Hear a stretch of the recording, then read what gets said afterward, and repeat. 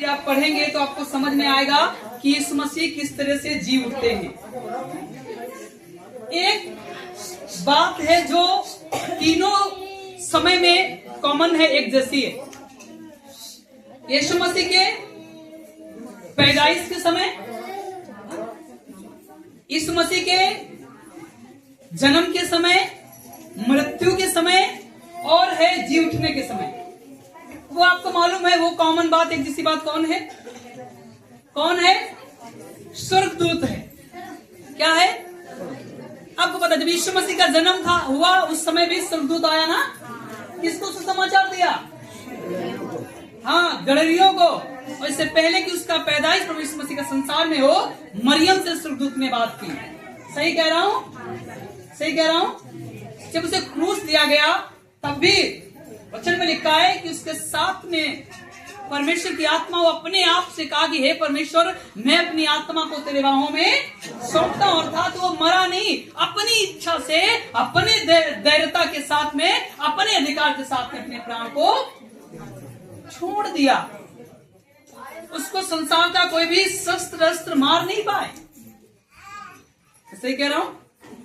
लिखा है, उसने अपने आप से कहा, परमेश्वर, मैं अपनी आत्मा को तेरे हाथों में सौंपता हूं। जब जी उठने का दिन आया तब भी उसे कोई रोक नहीं पाया, दुनिया का तूफान नहीं रोक पाया कि यीशु मसीह जी ना उठ सके। इस पे रोमी साम्राज्य में बड़ा अनबन थी। वहां के अधिकारी बहुत परेशान थे। इसके द्वारा तो भविष्यवाणी हुई है, यीशु मसीह मरेगा तो जी उठेगा, क्या किया जाए? लोगों ने कहा इसके लिए एक बड़ा सा गुफा बनाकर, बड़ी सी कब्र बनाकर उसे बड़ा सा पत्थर लगा दो और रोमी साम्राज्य की मोहर लगा दो, कोई खोल ही नहीं पाएगा, है ना? कौन खोलता? अब राजा जब आज्ञा दे दे तो कौन भैया नहीं मानेगा? सभी मानेंगे। और उससे भी एक बड़ा राजा है। कौन है? परमेश्वर। कौन है? यहाँ पे लिखा है, मरियम और मगदलिनी जैसी कई स्त्री यीशु मसीह के कब्र पे आती हैं।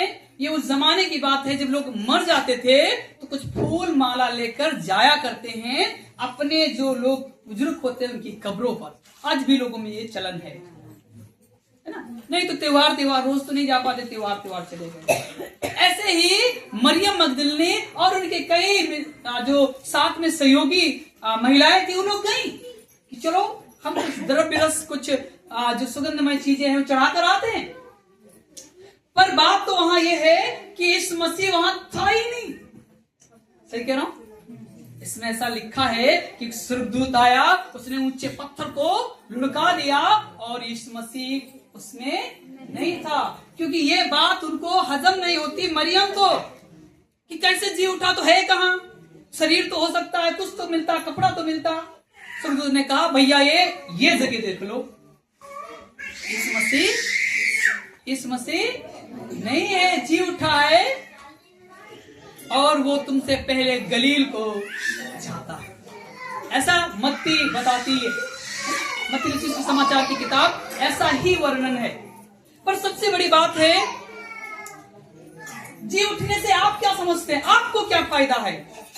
चलो किसी का बर्थडे मनाएंगे, कोई संसार में आया, जन्मा, वो नाती है, पोता है, आपको रोटी देगा, आपके बुढ़ापे की छड़ी बनेगा, लाठी बनेगा।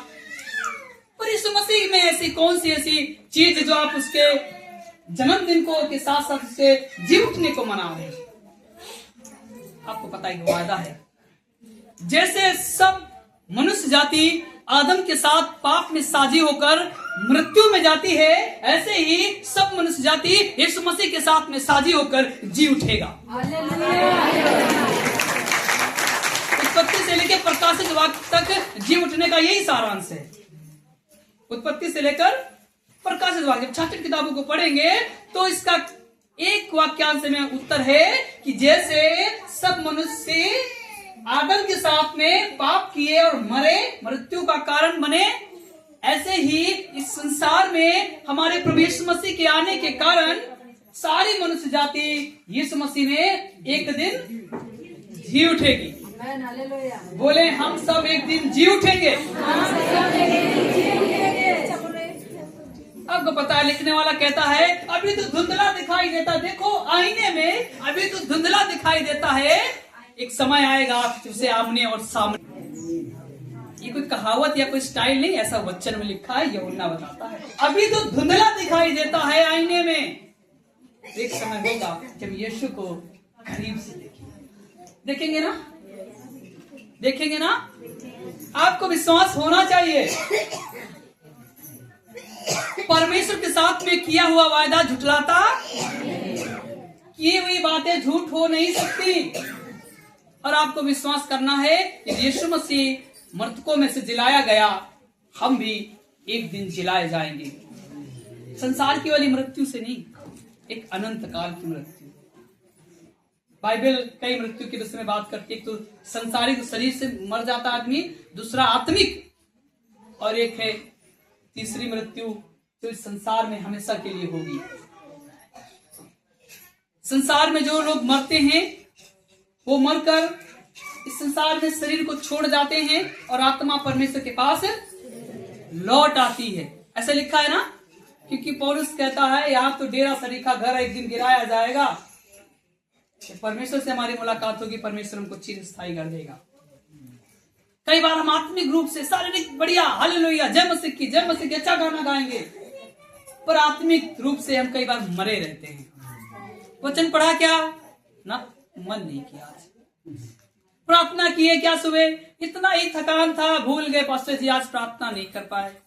कई बार ऐसे आत्मिक रूप से मर जाते हैं और हम बाइबल नहीं पढ़ते, हम मीटिंग निकल के नहीं जाते, हम दान दशमें को नहीं देते, और कई बार कहते प्रभु हमको पूछ नहीं रहा।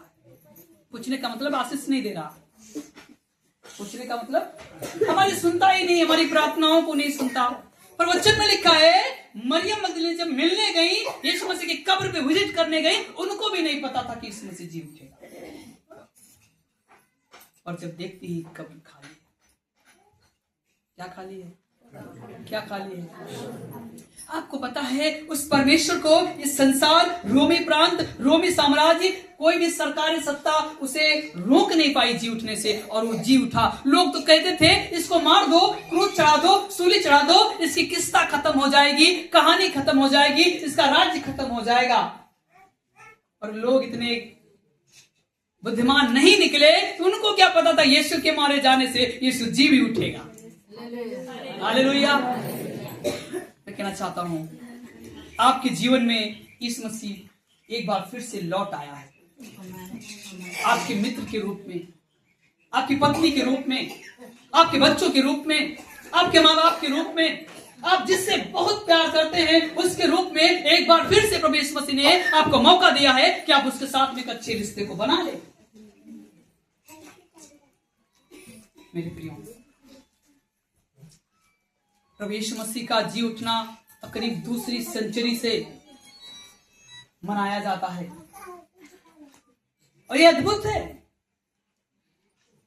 किसी के जन्म दिवस में जरूर जाते हैं, किसी की मृत्यु का समय जब वो आदमी मर जाता है, उसके कुछ काम किया तो उसमें हम जरूर जाते हैं, याद करते हैं, उसके हर साल को याद करते कि भैया फला दिन हमारे जो लोग थे, पूर्वज थे, वो इस दुनिया से, पर जी उठने को कोई नहीं मनाता।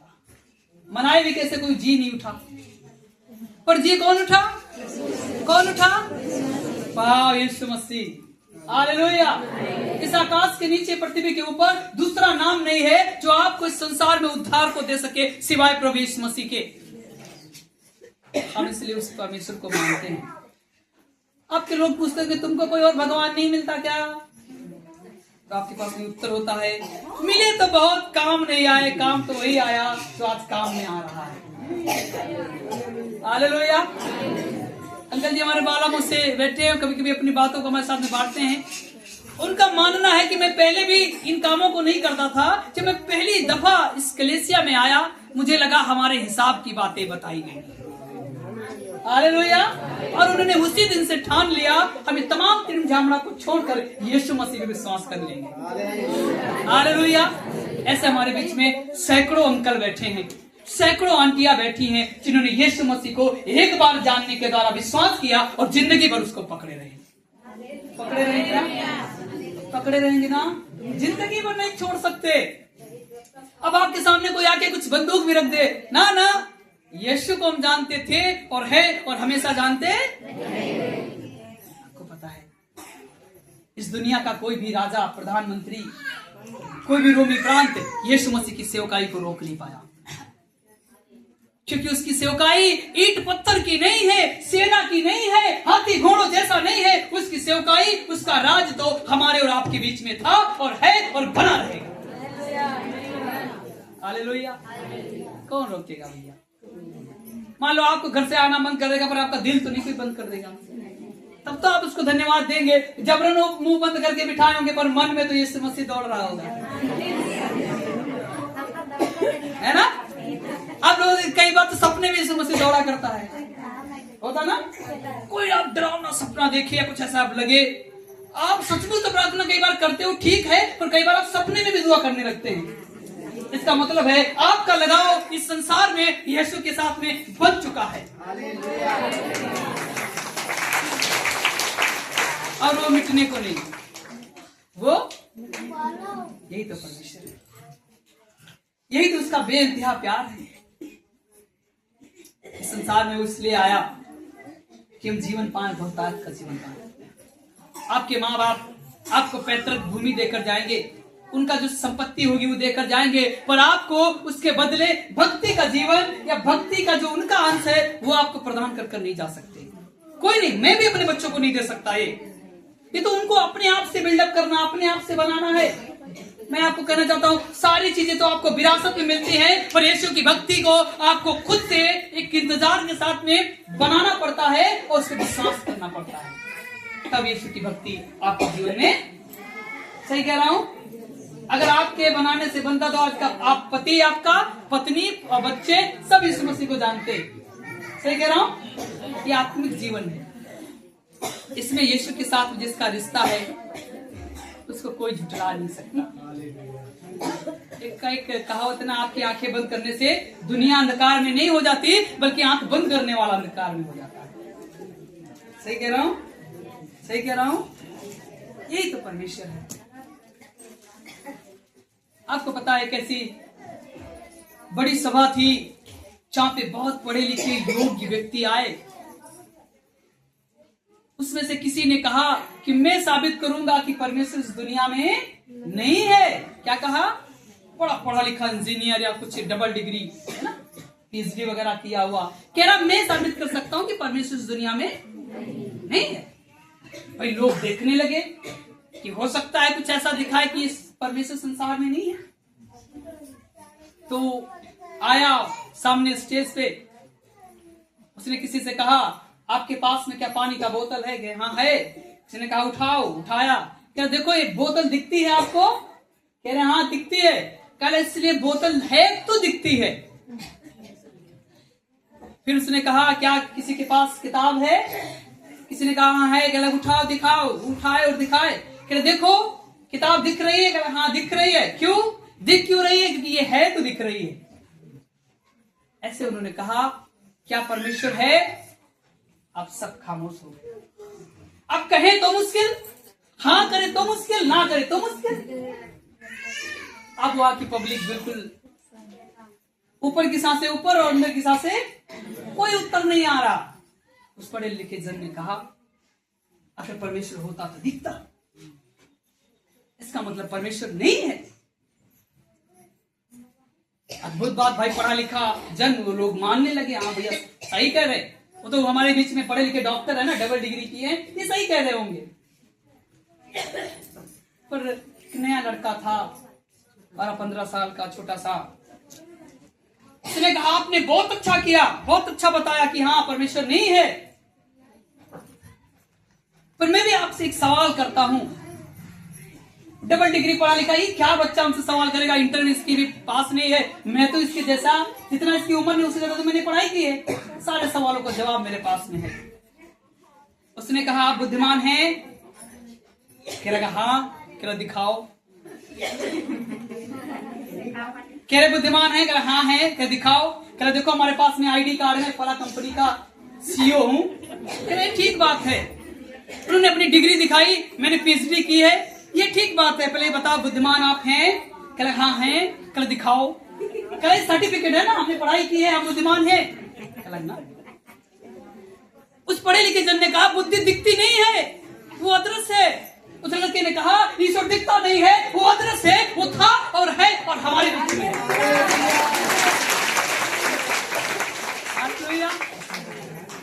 बुद्धिमान ने भी कहा यस, परमेश्वर है, परमेश्वर है। बुद्धि दिखती नहीं है। डिग्री को दिखा सकते हैं, पहचान पत्र को दिखा सकते हैं, आप फला जगह आप नौकरी करते हैं, पर क्या बुद्धि को दिखा सकते हैं? नहीं। कैसे दिखाएंगे? निकाल के नहीं, पर वो काम करती है, वो अदृश्य है, वो आपको चलाती है, वो अदृश्य है। ऐसे ही हमारा परमेश्वर है, वो दिखता जरूर नहीं है पर हमको चलाता है, हमको जीवन की रोटी देता है, हमारे जीवन में कपड़ों को देता है, आपकी रोजमर्रा की जीवन की को पूरी करता है। वो परमेश्वर है, दिखता तो जरूर नहीं है पर है। अगर आत्मिक दिल से देखेंगे तो परमेश्वर आपके सम्मुख और आप में ही विद्यमान है। क्यों? क्योंकि रोमियो 8:9 में लिखा है, क्योंकि परमेश्वर का आत्मा तुम में बसता है। किसका आत्मा? आपके पड़ोसी का नहीं। किसका आत्मा? इस सृष्टिकर्ता संभवकर्ता परमेश्वर जिसने आकाश और जमीन को बनाया है, सारे मंडल को बनाया है, उसका आत्मा आपको बयाने में दिया गया है। याद रखिएगा, आपके पास में डबल भी उत्तर हो सकता है। एक तो परमेश्वर आप इस तरह से भी समझ सकते हैं, दूसरा आप बता सकते, उसका आत्मा तुम में बसता है। किसमें बसता है? कहे एक दूसरे से, परमेश्वर का आत्मा आप में बसता है, परमेश्वर का आत्मा आप में बसता है। इसलिए आप परमेश्वर की संतान हैं, इसलिए परमेश्वर की संतान हैं। यदि संतान है तो वारिस भी हो जाएंगे। यदि संतान है, आपको पता है, आप चाहे 12 भाई क्यों ना हो, पर आपको घर की संपत्ति में मिलेगा 12वां हिस्सा, मिलेगा ना। और एक जानने वाले हैं, उनके तकरीब 9वां बच्चा हुआ इसी बार। लोग कहते हैं पब्लिक लाके क्या कर, बच्चे आके क्या करेंगे, पर उनके पास में 9 बच्चे हैं, वो अपने माँ बाप के अकेले हैं। अगर आप उनको देखेंगे ना तो आपका दिल तरस से भर जाएगा कि वो परमेश्वर की सेवा कर रहे हैं। उनकी परमेश्वर से कोई मांग नहीं होती, कोई डिमांड नहीं होती, जैसे जहाँ पे मिलता है सेवा करते हैं। और उनके पास में 9 बच्चे हैं। कितने बच्चे हैं? 9 बच्चे हैं।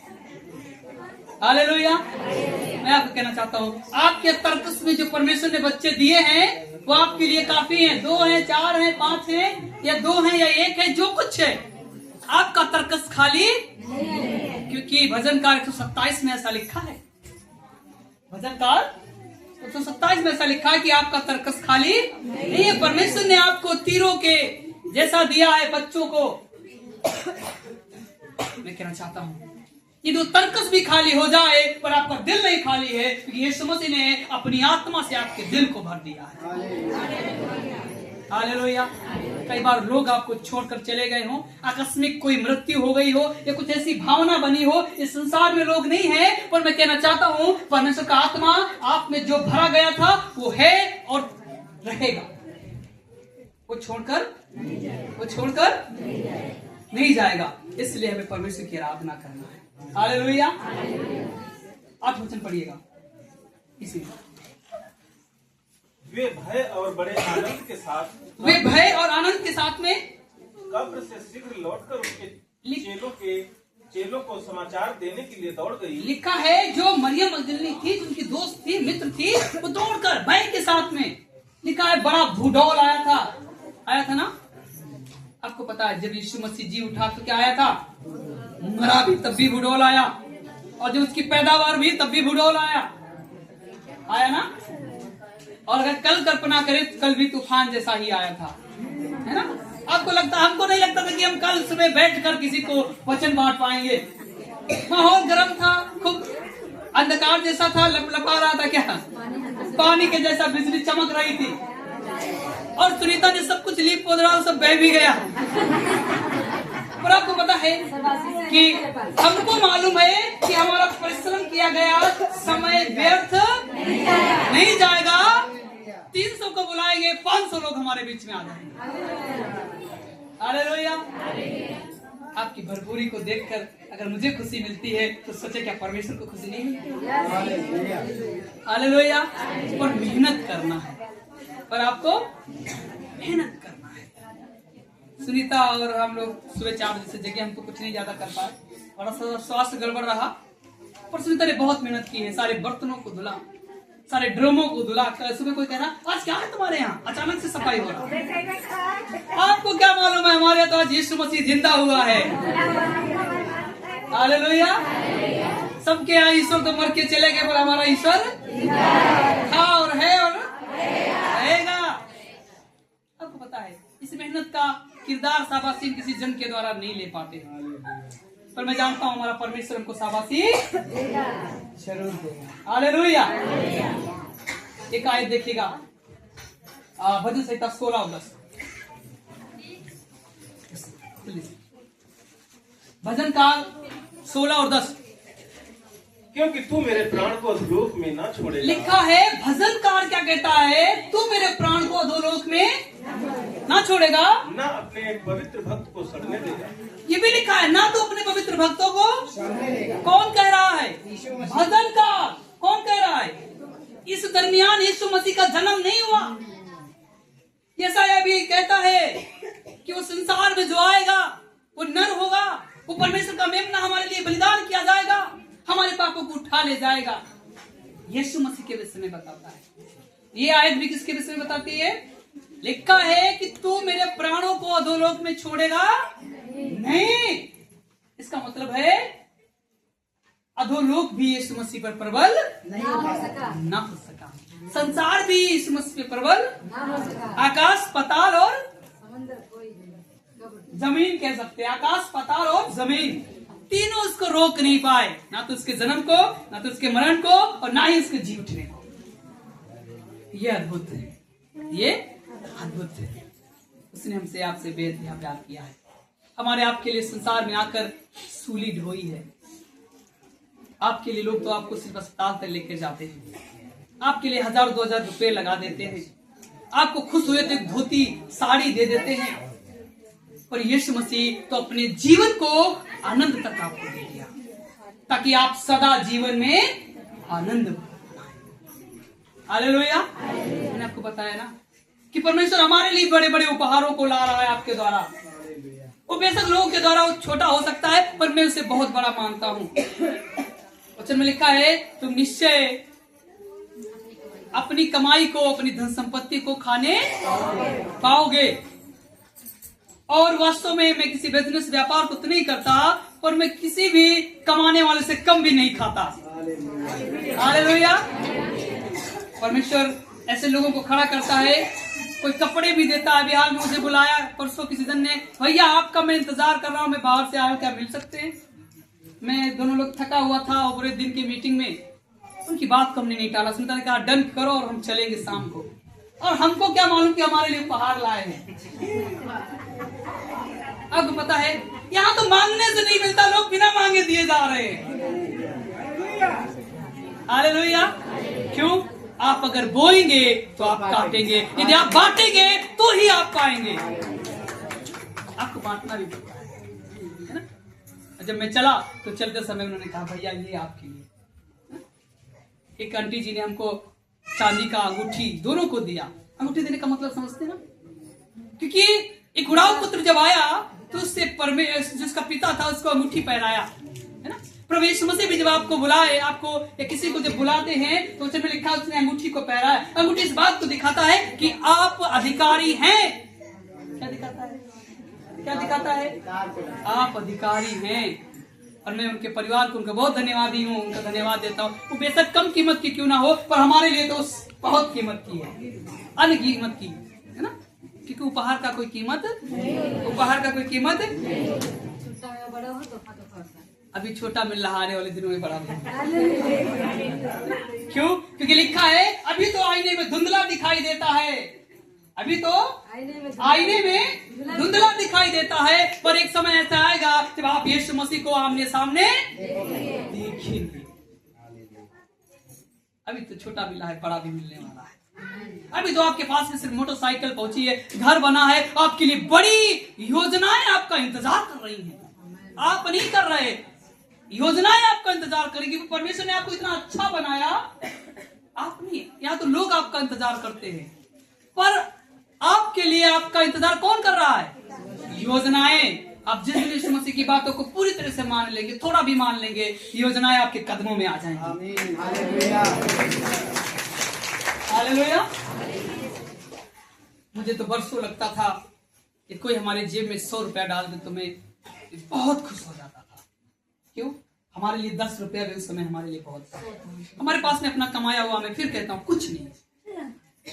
हमारा अपना कमाया हुआ कुछ नहीं है, क्योंकि इतना योग्य हम नहीं कि कुछ कमा कर अपने परिवार को चला पाते। योग्य तो हमारा परमेश्वर है जिसने आपको यहाँ पे ठहराया है और आप अपने अपने परिवारों को चला रहे परमेश्वर के। हालेलुया। यदि कोई 100 रुपया देता ना, बहुत दुख से हो जाता। पर एक दिन ऐसा लगा क्या मैं 100 रुपए के लिए काम कर रहा हूँ। और मेरी ऐसी मनसा थी, मैं किसी के घर प्रार्थना करने जाता था, लोगों को सुनता था, शायद कुछ मिलेगा। मैं आमीन बाद में बोलता था, पहले तो दिमाग में आता था क्या कुछ मिलेगा। क्यों? होता है ना, मनुष्य है, हम भी एक परिवारदार हैं, बच्चे हैं, परिवार है। और परमेश्वर ने सिखाया इससे पहले कि तुम आमीन बोलो, तुम ये ना सोचो कि तुमको मिलेगा। तुम अपने काम को शिद्दत के साथ में करो, 100% उसको काम को मेहनत के साथ में करो, परमेश्वर आपको 100% इनाम देगा।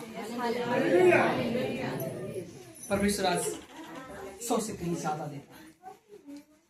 पर यस, दिल से मेहनत करते हैं। कोई बुलाए, यस भैया आप पहुंचेंगे।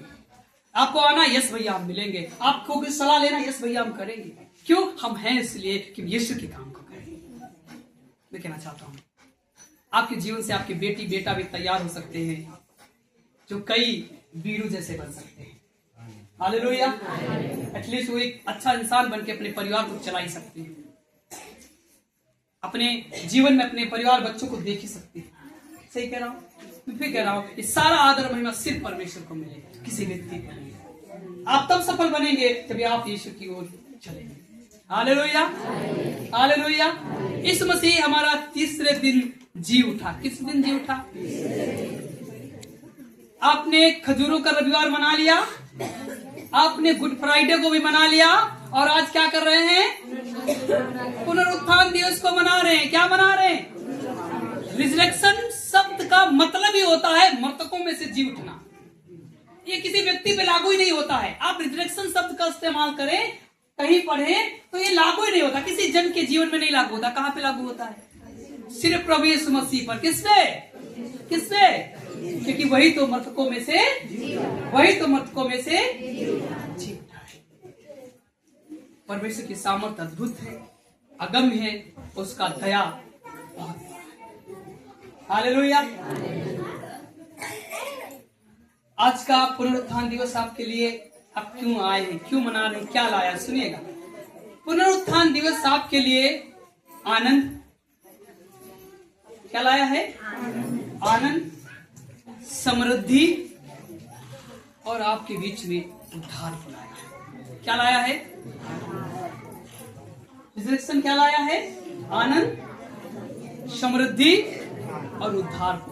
यदि आपके जीवन का आनंद छिन गया है, आज इस मसीह आपके दिलों को आनंद से भर देगा। यदि आपके जीवन में तमाम उन कमियों से जीवन आपका परेशान है, आज परमेश्वर उन कमियों को हटाकर आपको सुख का वरना उठाएगा। अगर आप अभी भी 100 रुपया कमा के अपने जीवन को नहीं चला पा रहे, परमेश्वर आपको आज हजारों रुपया कमाने वाला जन्म देगा। इसलिए परमेश्वर आपके लिए समृद्धि या प्रॉस्पेरिटी को भी लाया है।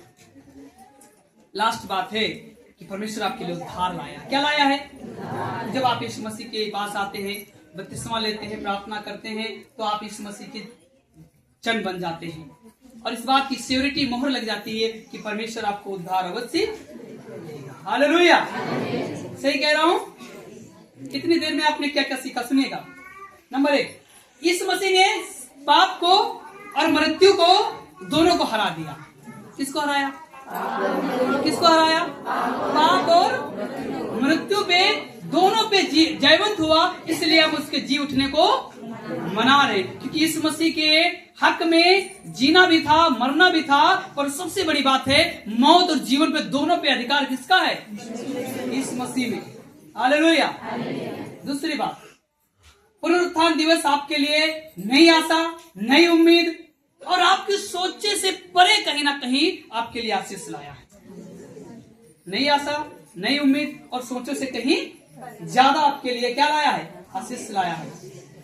इस मसीह ने कहा पुनरुत्थान और जीवन, इस मसीह ने कहा पुनरुत्थान और जीवन नहीं हूं। और सबसे बड़ी बात है इस पूरे संदेश का जो अल्टीमेट जो छोटा वाक्यांश के रूप में एक उत्तर है वो यही है, जैसे सारे मनुष्य आदम में सो गए, मर गए, ऐसे ही सारे मनुष्य इस मसीह के आने के बाद इस मसीह में एक दिन जी जाएंगे।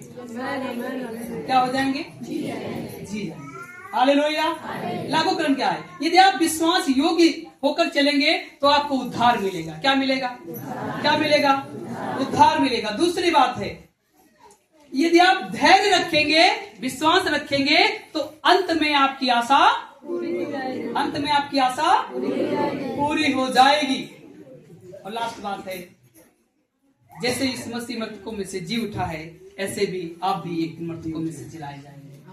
हालेलुया। यही हमारी आशा है, यही परमेश्वर में हमारी एक उम्मीद है, और प्रभु एक दिन हमारे साथ में करेगा। हालेलुया। इस मसीह आपके पैदाइश से लेकर बुढ़ापे तक आपको छोड़ेगा नहीं, और जब आप इस संसार से कुछ भी कर जाएंगे तब भी परमेश्वर आपको छोड़ेगा नहीं, आपके साथ में सदा बना। सही कह रहा हूँ? बोले हालेलुया। आप किस ध्यान